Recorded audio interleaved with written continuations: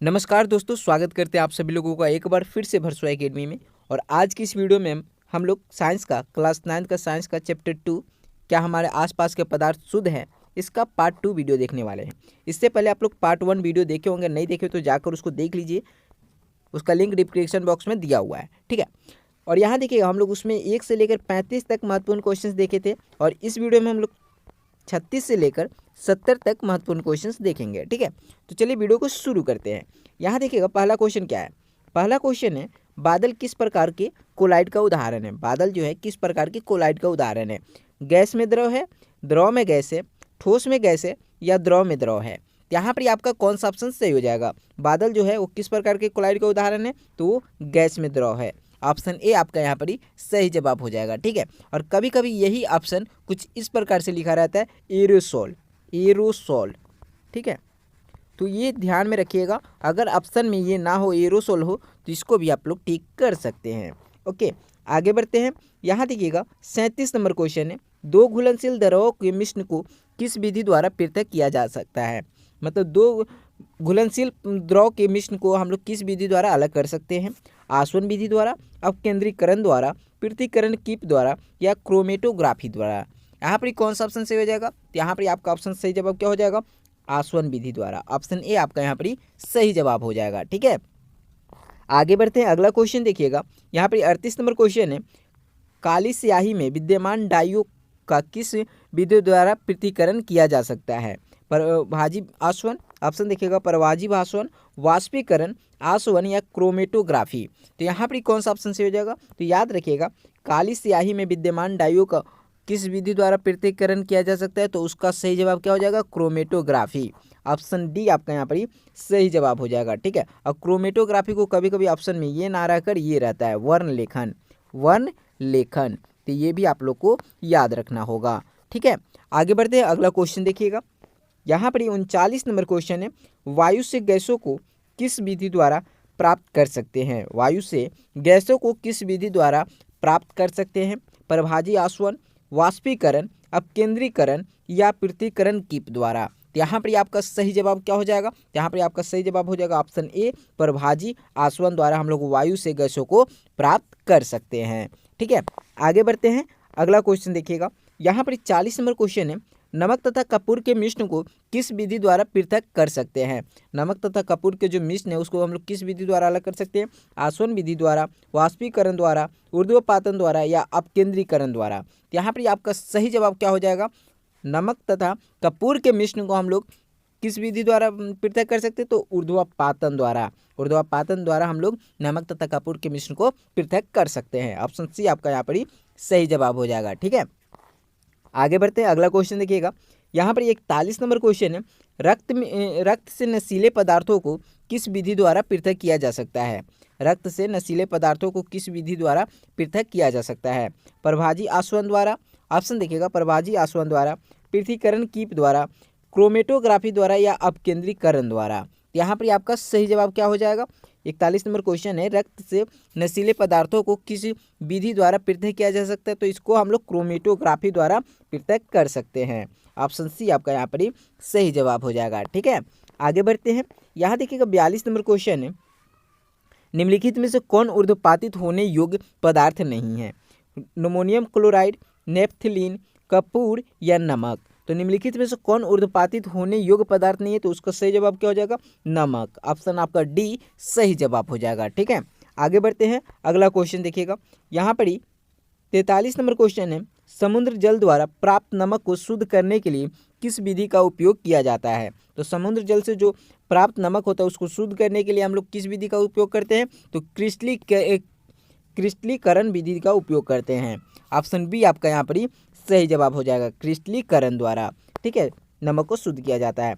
आगे बढ़ते हैं, यहाँ देखिएगा 44 नंबर क्वेश्चन है, अशुद्ध कॉपर सल्फेट के नमूने में से शुद्ध कॉपर सल्फेट किस विधि द्वारा प्राप्त कर सकते हैं। अशुद्ध कॉपर सल्फेट के नमूने में से शुद्ध कॉपर सल्फेट किस विधि द्वारा हम लोग प्राप्त कर सकते हैं। तो इसका आपका सही जवाब क्या हो जाएगा, देख लीजिएगा, परभाजी आसवन, आसवन, या क्रिस्टलीकरण, या वाष्पीकरण। तो इसका सही जवाब हो जाएगा क्रिस्टलीकरण।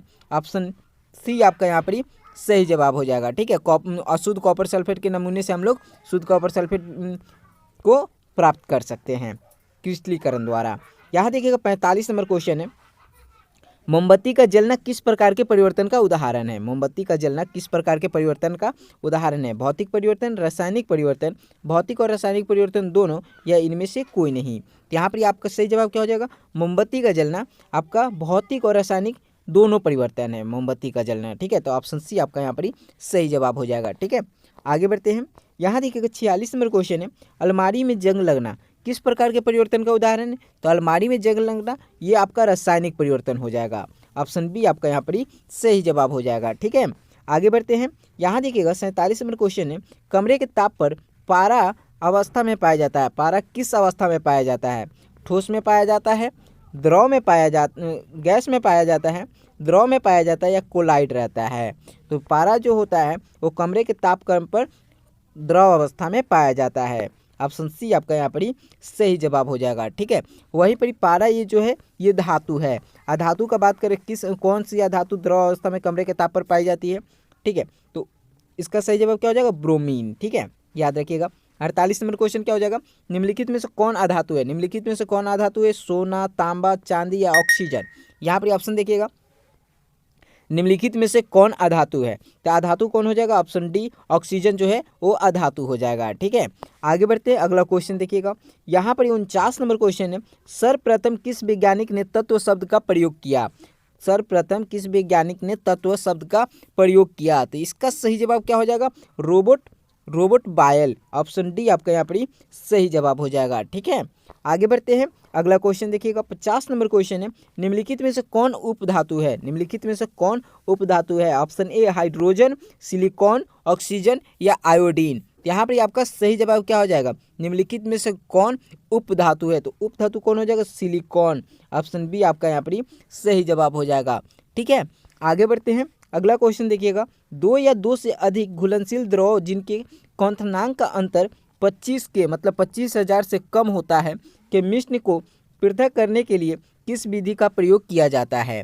यहाँ पर कौन सा ऑप्शन सही हो जाएगा? आसवन, प्रभाजी आसवन, क्रिस्टलीकरण या वाष्पीकरण? तो सही जवाब आपका हो जाएगा प्रभाजी आसवन। ऑप्शन बी आपका सही जवाब हो जाएगा। ठीक है, यहाँ देखिएगा 52 नंबर क्वेश्चन है, निम्नलिखित में से क्या धातुओं के गुण होते हैं? निम्नलिखित में से क्या धातुओं के गुण होते हैं? धातु जो होते हैं चमकीले होते हैं, ताप पर विद्युत का सुचालक होते हैं, तन्य होते हैं, तन्य मतलब खींचने योग्य होते हैं, उपरोक्त सभी? आपका ऑप्शन डी यहाँ पर सही जवाब हो जाएगा, उपरोक्त सभी।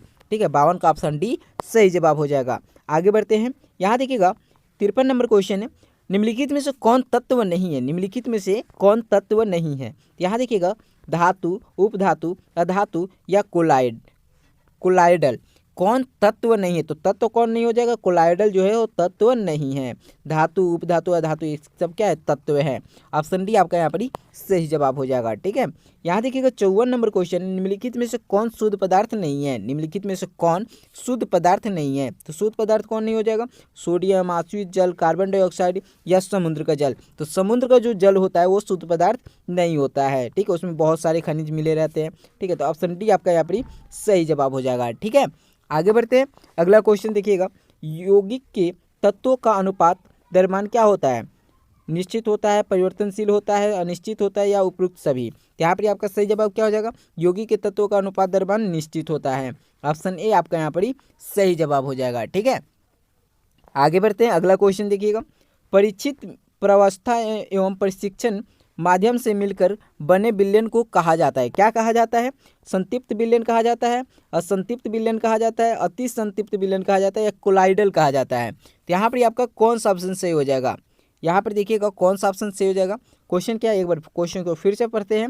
क्वेश्चन है कि परीक्षित प्रावस्था एवं प्रशिक्षण माध्यम से मिलकर बने विलयन को कहा जाता है। इसको कहा जाता है? इसको कोलाइडल कहा जाता है। ऑप्शन डी आपका यहाँ पर सही जवाब हो जाएगा। ठीक है, आगे बढ़ते हैं। अगला क्वेश्चन देखिएगा, यहाँ पर 57 नंबर क्वेश्चन है, निम्नलिखित में से कौन निलंबन का उदाहरण है?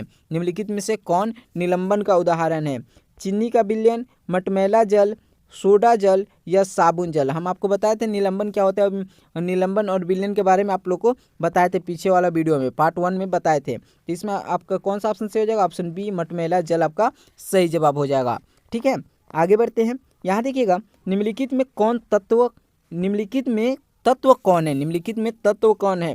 नमक, सोना, हवा या चीनी? कौन सा ऑप्शन सही हो जाएगा? इसका 58 का आंसर आप लोग कमेंट बॉक्स में बताइए, इसका कौन सा ऑप्शन सही हो जाएगा। ठीक है, निम्नलिखित में कौन तत्व है? निम्नलिखित में कौन तत्व है? ठीक है, आगे बढ़ते हैं। यहाँ देखिएगा 59 नंबर क्वेश्चन, कुछ तत्व धातु और अधातु के बीच के गुणों को दर्शाता है, उन्हें कहते हैं। कुछ तत्व होते हैं जो धातु और अधातु के बीच के गुण को दर्शाता है, उसको हम लोग क्या कहते हैं? उसको हम लोग उपधातु कहते हैं। ऑप्शन सी आपका यहाँ पर सही जवाब हो जाएगा। ठीक है, आगे बढ़ते हैं। यहाँ देखिएगा 60 नंबर क्वेश्चन है, एक ही प्रकार के परमाणुओं से मिलकर बने पदार्थ कहलाते हैं। एक ही प्रकार के जो परमाणुओं से मिलकर जो पदार्थ बनता है उसको हम लोग क्या कहते हैं? उसको हम लोग तत्व कहते हैं। ऑप्शन ए आपका यहाँ पर सही जवाब हो जाएगा। ठीक है, आगे बढ़ते हैं। यहाँ देखिएगा 61 नंबर क्वेश्चन है, निम्नलिखित में से कौन कोलाइडल है? निम्नलिखित में से कौन कोलाइड है? कौन कोलाइड है? चीनी का शरबत, कीचड़, पीतल या गोंद? तो कोलाइड कौन हो जाएगा? कीचड़। ऑप्शन बी आपका सही जवाब हो जाएगा। ठीक है, आगे बढ़ते हैं। यहाँ देखिएगा 62 नंबर क्वेश्चन है, एक से अधिक तत्वों के निश्चित अनुपात में संयोग से क्या बनता है? एक से अधिक तत्वों के निश्चित अनुपात में संयोग से क्या बनता है? तत्व बनता है, यौगिक बनता है, मिश्रण बनता है या उपयुक्त सभी? तो यहाँ पर आपका सही जवाब क्या हो जाएगा? यौगिक बनता है।